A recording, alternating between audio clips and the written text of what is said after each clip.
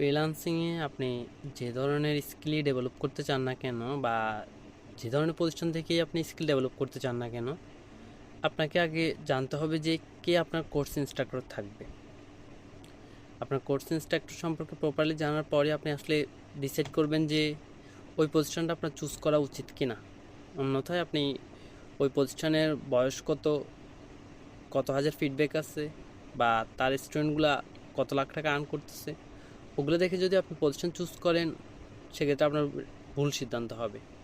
এটার রিজন হচ্ছে প্রত্যেকটা প্রতিষ্ঠানেরই কোর্স ইনস্ট্রাক্টর বারবার চেঞ্জ হয়, যদিও চেঞ্জ না হয় বাট ইনিশিয়ালি চেঞ্জ হতেও পারে। সেক্ষেত্রে আপনি যদি প্রপার কোর্স না পান, গাইড না পান, সেক্ষেত্রে আপনার জন্য এটা ফল বয়ে আনবে না। প্রপার গাইডলাইনের জন্য আপনার কোর্স ইনস্ট্রাক্টরও অবশ্যই ইন্টারন্যাশনাল মার্কেটপ্লেসের অভিজ্ঞতা থাকতে হবে। এরপর আপনাকে দেখতে হবে যে সে আসলে কতগুলো প্রজেক্ট কমপ্লিট করেছে, বা তার কোনো রেটিং আছে কি না, বা তার প্রোফাইলগুলো আপনাকে দেখাতে হবে। দেন আপনি ডিসাইড করতে পারবেন।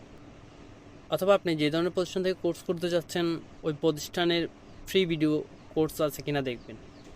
কারণ আপনি তো ওদেরকে জাজ করতে পারবেন না। আসলে এখন তো রেটিং যে কোনো প্রতিষ্ঠানেই মনে করেন 20টা ভিডিও লাইন বানিয়ে দিতে পারে। তো সুতরাং 20টা রেটিং বানিয়ে দেওয়া অত আহামরি কোনো ব্যাপার না।